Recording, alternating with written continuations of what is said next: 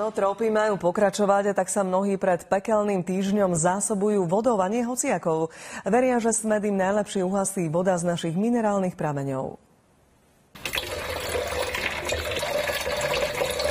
Nabrať si vodu k prameňu do Bystreho pri Vranove nad Topľou prichádzajú ľudia z celého východného Slovenska. Nina, Prešov, Košičania. Z Bardejova.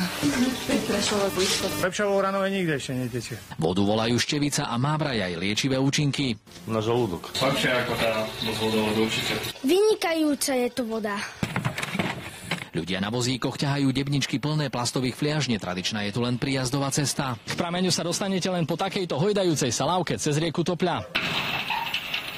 Mnohí si robia zásoby aj preto, aby ich pitný režim počas horúceho leta nevyšiel príliš draho. Ja ich stále pijem. Lepšie jak pivo.